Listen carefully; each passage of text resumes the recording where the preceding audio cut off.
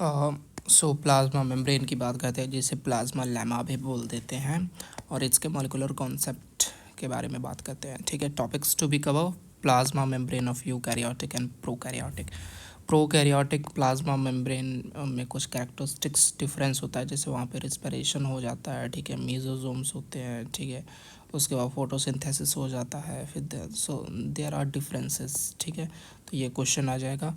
Plasma membrane of eukaryote मतलब कि animals, plants, microbes के बारे में बात करेंगे, इसके डिफरेंसेस के बारे में बात करेंगे। और प्लाज्मा मेम्ब्रेन होम्योस्टेसिस मतलब कि इंटरनल, ठीक है, इंटरनल इन्वायरमेंट को बैलेंस कैसे करता है, इस चीज़ को देखेंगे। ठीक है, होम्योस्टेसिस। ठीक है, तो थिन डेलिकेट स्ट्रक्चर होता है, थिन होता है, ठीक है, थिन होता है ये, ठीक है, फ्लेक्सिबल होता है, थिन होता है, फ्लेक्सिबल होता है, और एक डेलिकेट स्ट्रक्चर होता है, ठीक है, लिविंग होता है, थिन हो जाता है, ठीक है, डेलिकेट होता है, thin, delicate, living, elastic structure होता है ये। ठीक है, सेलेक्टिवली सेमी परमिएबल होता है इन नेचर में। ठीक है, मतलब कि वाटर सॉल्युबल मॉलिक्यूल्स इजीली यहाँ से परमिएबल हो जाएंगे। ठीक है, और प्लाज्मा मेम्ब्रेन प्रेशर भी मेंटेन करता है अगेंस्ट सेल वॉल। ठीक है, फॉर एग्जांपल बैक्टीरिया, टर्गिडिटी मतलब होम्योस्टेसिस में समाउ मदद कर रहा है। ठीक है, ये सेल वॉल का होम्योस्टेसिस में हम देखते हैं। ठीक है, फंक्शन ऑफ प्लाज्मा मेम्ब्रेन तो CEL, SCP, ST और CC।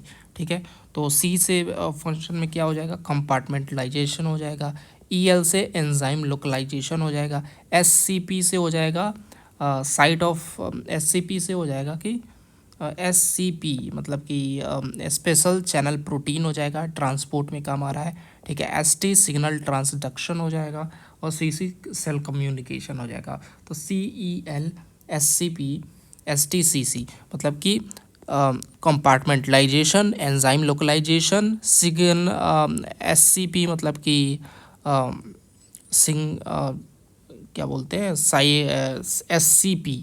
ठीक है, SCP क्या था, हाँ, special channel protein, special channel protein मतलब कि ट्रांसपोर्ट का काम कर रहा है, सिग्नल ट्रांसडक्शन और सेल कम्युनिकेशन।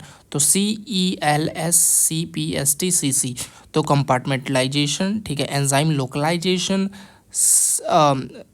SCP मतलब कि ट्रांसपोर्ट में काम कर रहा है, स्पेशल कैरियर प्रोटीन है, ST सिग्नल ट्रांसडक्शन और सेल कम्युनिकेशन। तो ऐसे याद कर लो।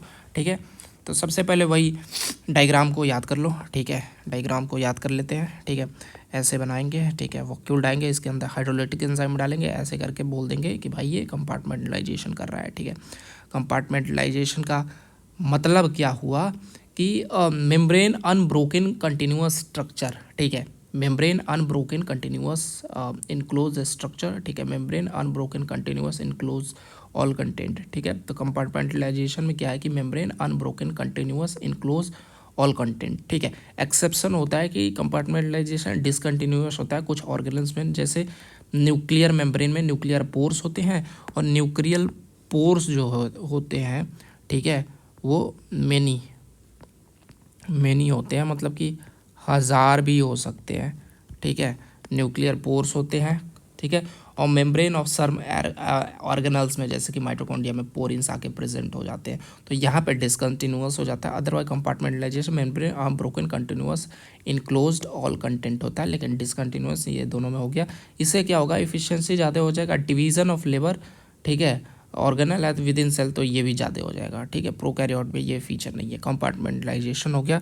ठीक है, तो ऐसे करके कंपार्टमेंटलाइजेशन, फिर ऐसे प्लास्टिक का डायग्राम बना के लिख देंगे हम साइट ऑफ एंजाइम लोकलाइजेशन, मतलब कि बायोकेमिकल एक्टिविटीज़ हो रही है यहाँ पे। ठीक है, एंजाइम प्रोडक्शन एनर्जी हो रहा है। ठीक है, यहाँ पे एनर्जी प्रोडक्शन हो रहा है, enzyme mediated energy production, site of enzyme localization मतलब कि बायोकेमिकल एक्टिविटीज़ हो रही है regulated by the plasma membrane. ठीक है, बायोकेमिकल एक्टिविटी हो रही है जो कि रेगुलेट हो रहा है प्लाज्मा मेम्ब्रेन से। ठीक है, इनडायरेक्टली होमोस्टेसिस में ऐड कर रहा है, और एंजाइम प्रोडक्शन एनर्जी ATP। ठीक है, एंजाइम के थ्रू एनर्जी बनाया जा रहा है, तो ATP। ठीक है, तो हो गया कि कंपार्टमेंटलाइजेशन हो गया, अनब्रोकन हो गया, इसका हमने एग्जांपल देख लिया, एफिशिएंसी बढ़ रहा है, साइट ऑफ एंजाइम लोकलाइजेशन हो गया, ठीक है, बायोकेमिकल एक्टिविटीज़ और एनर्जी प्रोडक्शन हो रहा है, होमोटेसिस में ऐड कर रहा है, ठीक है। उसके बाद हम आएंगे IP3, ठीक है, ऐसे एक डायग्राम बनाएंगे, ठीक है, Na+, फिर H+, वाला पे लाएंगे और लिखेंगे ट्रांसपोर्टेशन, फिर स्पेशल चैनल प्रोटीन लिखेंगे, ठीक है, SCP, special channel protein, help in solute movement. Special channel protein क्या कर रहा है, सॉल्यूट के मूवमेंट में मदद कर रहा है, मतलब कि लोअर कंसंट्रेशन से हाइयर कंसंट्रेशन, मतलब कि अपहिल ट्रांसपोर्ट कर रहा है, ठीक है। तो हमने बना लिया, ठीक है। तो ये रहा कंपार्टमेंटलाइजेशन, मेम्ब्रेन अनब्रोकन, न्यूक्लियस माइटो का एक्सेप्शन दिया, मेनी हो सकता है, 1000 तक हो सकते हैं, डिवीजन ऑफ लेबर बढ़ा, इफ़िशिएंसी बढ़ा। उसके बाद सिग्नल ट्रांसडक्शन ऐसे करके ये बना के हमने सिग्नल एंजाइम लोकलाइजेशन लिख दिया, ठीक है, जहाँ पे बायोकेमिकल एक्टिविटी एनर्जी प्रोडक्शन हो रहा है, ठीक है। यहाँ पे IP3 किया हमने, एक ऐसा रिसेप्टर बनाया, ठीक है। यहाँ पे Na+H+, में हमने लिख दिया कि ट्रांसपोर्ट हो रहा है स्पेशल चैनल प्रोटीन, मतलब कि सॉल्यूट का ट्रांसपोर्ट हो रहा है, ठीक है। उसके बाद हम फिर आएंगे IP3 पे, ठीक है। तो SCP IP3 अब आएगा हमारा सेल कम्युनिकेशन, ठीक है।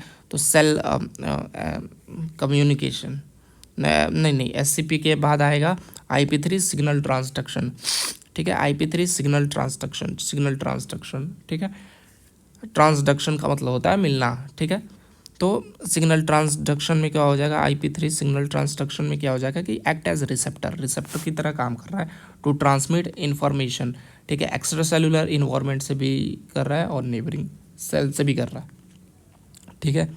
तो act as receptor to transmit information, ठीक है, from the extra cellular environment और फ्रॉम द नेबरिंग सेल, ठीक है। हेल्प इन सिग्नल ट्रांसडक्शन, ठीक है, रिसेप्टर लिगेंड मॉलिक्यूल की तरह काम कर रहा है। सिग्नल ट्रांसडक्शन मतलब कि रिसेप्टर सिग्नल मॉलिक्यूल की तरह काम, रिसेप्टर लिगेंड मॉलिक्यूल की तरह काम कर रहा है, ठीक है।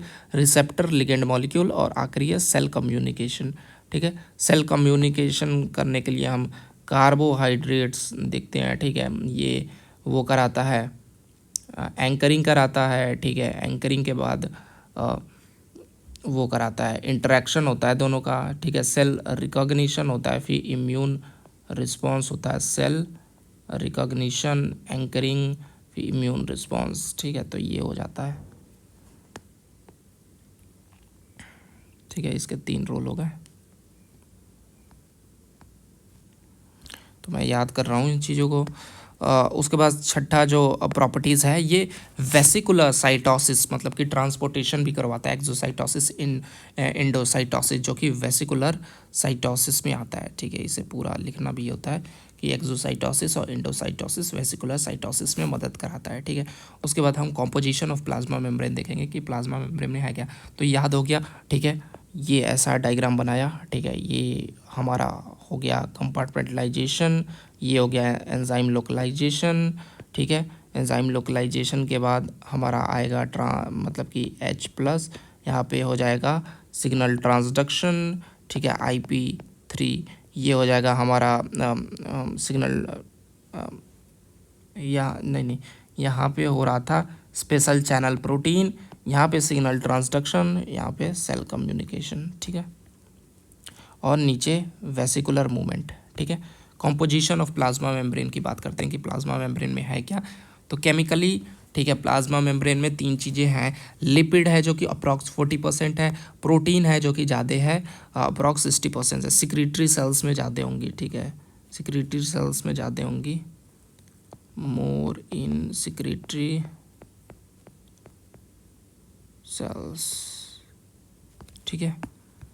तो 40% लिपिड है। केमिकली कंपोजिशन ऑफ प्लाज्मा में 40% लिपिड है। अप्रॉक्स 60%, हमेशा अप्रॉक्स का साइन लगेगा, ठीक है। अप्रॉक्स 60% हमारा प्रोटीन है, बट में वेरी स्पीसीज टू स्पीसीज, ठीक है। तो ये वेरी करता है प्रोटीन और lipid species to species. Carbohydrate में ग्लाइकोप्रोटीन है, ग्लाइकोलिपिड है, ये सरफेस पे ही होगा, only surface, only CORFAC, surface ONLY, ठीक है। तो कार्बोहाइड्रेट सिर्फ सरफेस पे ही होगा ओनली, ठीक है। Glycoprotein, glycolipid help in cell recognition and communication in, ठीक है। तो इनका 3 फीचर है, ठीक है। एक तो सेल एंकरिंग, ठीक है, सेल एंकरिंग, फिर सेल एंकरिंग के बाद सेल को एक तो एंकर करवाता है, उसके बाद सेल रिस्पॉन्स, ठीक है, उसके बाद तीन चीज़ें करवाता है, सेल की एंकरिंग करवा देता है, ठीक है, उसके बाद एक कॉम्प्लेक्स बनवाता है, उसके बाद इम्यून रिस्पॉन्स, ठीक है। तो ये तीन चीज़ें कराता है ये, ठीक है। तो ये चीज़ें हो गई। Composition of plasma chemically lipid है, प्रोटीन है, 40-60% है, वेरी करता है, ठीक है, ये इंपॉर्टेंट है, वेरी करता है। कार्बोहाइड्रेट है, ग्लाइकोलिपिड है, ये सिर्फ सरफेस पे ही होता है, ठीक है, सरफेस पे ही होता है कार्बोहाइड्रेट, ठीक है। और ग्लाइकोप्रोटीन ग्लाइकोलिपिड है, ये सेल रिकॉग्निशन कम्युनिकेशन, ठीक है, सेल एडहेरिंग, ठीक है, सेल एडहेरिंग के बाद कॉम्प्लेक्स बनवाता है, फिर इम्यून रिस्पॉन्स में कहीं ना कहीं मदद करता है। मेम्ब्रेन लिपिड्स आ एम्फीपैथिक, ठीक है। और जो मेम्ब्रेन की जो लिपिड्स होती है एम्फीपैथिक इन नेचर होती है। एम्फीपैथिक का मतलब होता है कि जो हेड होता है पोलर होता है, टेल होता है नॉन पोलर होता है, ठीक है। हेड जो होता है पोलर होता है, ठीक है, हाइड्रोफिलिक होता है, और टेल जो होता है नॉन पोलर होता है, मतलब कि पोलर और नॉन पोलर दोनों है, ठीक है। और इसका नेट चार्ज नेगेटिव होता है, इसका नेट चार्ज 0 होता है। तो ओवरऑल प्लाज्मा मेम्ब्रेन हमारा नेगेटिव होता है, ठीक है, और कभी भी इसका पोटेंशियल 0 नहीं होता है, ठीक है। तो पोलर और नॉन पोलर दोनों चीज़ें हैं एक साथ, इसीलिए इसे एम्फीपैथिक बोलते हैं। मेम्ब्रेन लिपिड एम्फीपैथिक क्यों होता है? बिकॉज ऑफ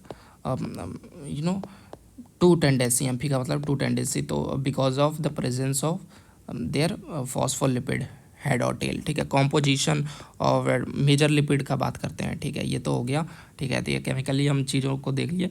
अब इसमें मेजर लिपिड क्या है? तो 3 प्रकार के लिपिड है, फॉस्फोग्लिसराइड, स्फिंगोलिपिड और स्टीरोल और कोलेस्ट्रॉल। फॉस्फोग्लिसराइड, ठीक है, स्फिंगोलिपिड, ठीक है, फॉस्फोग्लिसराइड है, स्फिंगोलिपिड है, स्टेरॉल और कोलेस्ट्रॉल है। फॉस्फोग्लिसराइड में हम पीसी देखते हैं, फॉस्फेटाइडिल कोलिन और फॉस्फो इन एसिटॉल, पीआई और पीसी, पीसी और पीआई। फॉस्फोग्लिसराइड में पीसी और पीआई देखते हैं। स्फिंगोलिपिड में हम स्फिंगोमाइलिन, सेरिब्रोसाइड और गैंग्लियोसाइड में होता है। स्टेरॉल में हम देखते हैं वही कोलेस्ट्रॉल, ठीक है। तो फॉस्फोग्लिसराइड को बोलते हैं। Composition of types of major lipid, ठीक है। तो phosphoglyceride, phosphoglyceride, phosphoglyceride, phosphoglyceride, phosphoglyceride, sphingosine lipid और स्टेरॉल और cholesterol.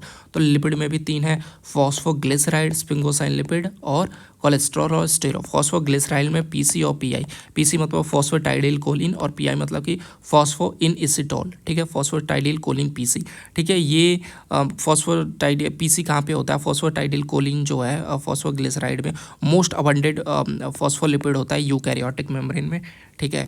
Major structural lipid of plasma membrane, ठीक है। तो फॉस्फेटाइडिल कोलिन जो होता है मेजर स्ट्रक्चरल लिपिड होता है प्लाज्मा मेम्ब्रेन में, और मोस्ट अबंडेंट फॉस्फोलिपिड होता है यूकैरियोटिक मेम्ब्रेन में, ठीक है। फॉस्फो इन एसिटोल, पीआई जो है ये कहीं ना कहीं सिग्नलिंग वगैरह में मदद कर रहा है। माइनर होता है, तो फॉस्फोट पीसी जो होता है मेजर हो गया, पीआई जो होता है ये माइनर होता है, बट मेनली सिग्नलिंग में इसका रोल होता है, ठीक है। सिग्नलिंग में इसका रोल है, ठीक है, मेन रोल इन सिग्नलिंग में इसका रोल है, ठीक है, सिग्नलिंग में इसका रोल है, ठीक है। इन्वॉल्व इन सिग्नल ट्रांसडक्शन, तो एसटी सिग्नल ट्रांसडक्शन में फॉस्फोग्लिसराइड में पीआई फॉस्फो इनेसिटोल, ठीक है, PHOS PHO INOSITOL phosphoinositol, ये यहाँ पे इन्वॉल्व होता है, ठीक है। सिग्नल ट्रांसडक्शन में PI derivative play central role in sex signalling cell signalling pathway, PI play crucial role in cell signaling pathway, and PC phosphatidylcholine is a major structural lipid in eukaryotic cell, ठीक है। play a central role in the cell signaling pathway, PIP2 जो होता है वो cleaved होके IP3 बनेगा ऊपर जो देखा, और डैग बनेगा जो कि सेकेंड मैसेंजर है, ठीक है। तो ये हो गया फॉस्फोग्लिसराइड। उसके बाद स्फिंगोसाइन लिपिड की बात करें, in this phospholipid associated with sphingomyelin, तो स्फिंगोसाइन लिपिड की बात करें तो यहाँ पे जो लिपिड है, ठीक है, जो लिपिड है ये स्फिंगोसाइन से अटैच्ड है, ठीक है।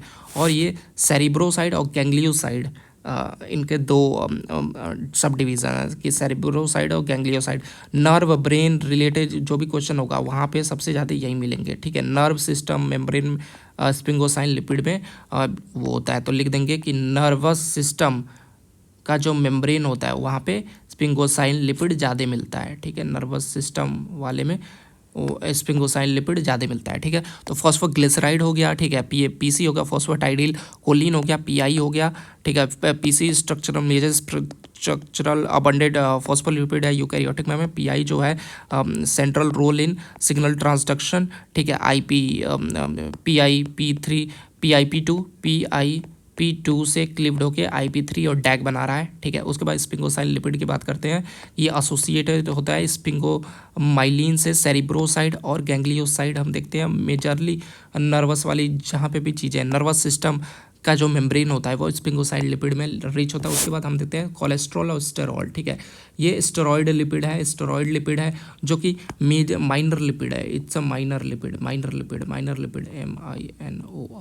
इट्स अ माइनर लिपिड, ठीक है। तो ये स्टेरॉल जो है कोलेस्ट्रॉल जो है स्टेरॉइड लिपिड है, filled in small gaps of phospholipid structure of plasma में act as membrane anti freezing agent. तो membrane anti freezing agent eukaryotic में ये काम करता है, ठीक है। और प्रोकैरियोटिक में जो है होपेनोइड्स HOPENOID प्रोकैरियोटिक्स में होपेनोइड्स काम करता है, ठीक है। तो मेम्ब्रेन एंटी फ्रीजिंग एजेंट की तरह काम करता है, स्टेरॉल्स मेम्ब्रेन एंटी फ्रीजिंग की तरह काम करता है, ठीक है। Why phospholipid molecule of cholesterol are link with each other with non covalent bond, ठीक है। और ये नॉन कोवेलेंट बॉन्ड से जुड़ा होता है फॉस्फोलिपिड मॉलिक्यूल ऑफ कोलेस्ट्रॉल, ठीक है, लिंक विद ईच अदर, ठीक है। तो लिपिड और कोलेस्ट्रॉल एक साथ नॉन कोवेलेंट बॉन्ड से अटैच्ड होते हैं, therefore random lateral movement can not move freely, ठीक है। और यहाँ पे रैंडम मूवमेंट नहीं होता है, ठीक है, मतलब कि यहाँ पे ना फ्रीली मूवमेंट नहीं होता है, यहाँ पे बस लैटरल मूवमेंट होता है, ठीक है। प्रेजेंट ओनली यूकैरियोटिक, ठीक है, ऑलमोस्ट एब्सेंट इन प्रोकैरियोटिक्स और माइटोकॉन्ड्रिया में भी एब्सेंट ही होगा, ठीक है।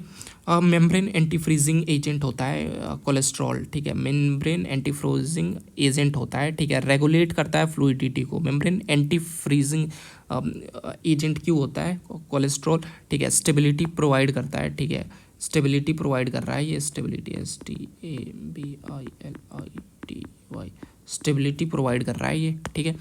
तो मेम्ब्रेन एंटी फ्रीजिंग एजेंट क्यों होता है कि फ्लूइडिटी को ये मेंटेन करता है। अगर टेम्परेचर ज़्यादा हुआ तो फ्लूइडिटी को कम कर देगा, ठीक है। अगर टेम्परेचर कम हुआ तो फ्लूइडिटी को ज़्यादा कर देगा। इफ़ टेम्परेचर हाई तो फ्लूइडिटी को कम कर देगा, इफ़ टेम्परेचर लो फ्लूइडिटी को इंक्रीज कर देता है विंटर्स में। Prevent membrane from becoming too rigid या फिर टू लीकी, तो ये मेम्ब्रेन को बहुत ज़्यादा लीकी या फिर रिजिड बन जाता है, तो उसमें मदद करता है, एक बैलेंस क्रिएट करता है, मतलब कि यहाँ पे होमोस्टैसिस क्रिएट कर रहा है, जो HOMEOSTASIS होमोस्टैसिस क्रिएट कर रहा है ये, ठीक है, होमोस्टैसिस क्रिएट कर रहा है, ठीक है।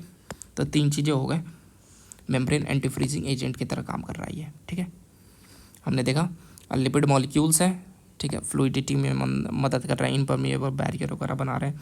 प्रोटीन का हमने काम देखा कि ट्रांसपोर्ट ऑफ इंफॉर्मेशन भी कर रहे हैं, ठीक है, मॉलिक्यूल्स का भी ट्रांसपोर्ट कर रहे हैं, ATP जनरेट कर रहे हैं, कैटालिसिस की तरह काम कर रहा है, स्ट्रक्चरल फाइबर के साइटोस्केलेटन को भी जोड़ता है प्लाज्मा मेम्ब्रेन, ठीक है। तो ये हो गया प्लाज्मा मेम्ब्रेन के लिपिड्स, ठीक है। कंपोजिशन में हमने लिपिड्स का तो कर लिया, फॉस्फोग्लिसराइड, फॉस्फेटाइडिल कोलिन और पीआई, ठीक है, फॉस्फोइनोसिटोल, स्पिंगोसाइन लिपिड कर लिया, सेरिब्रोसाइड और गैंग्लियोसाइड, स्टेरॉल कोलेस्ट्रॉल देख लिया कि मेम्ब्रेन एंटी फ्रीजिंग, ठीक है, और नॉन कोवेलेंट से ये जुड़ा हुआ है, ठीक है, नॉन कोवेलेंट बॉन्ड, ठीक है। उसके बाद मेम्ब्रेन प्रोटीन की बात करते हैं, तो तीन प्रकार के मेम्ब्रेन प्रोटीन आ जाएंगे हमारे, ठीक है।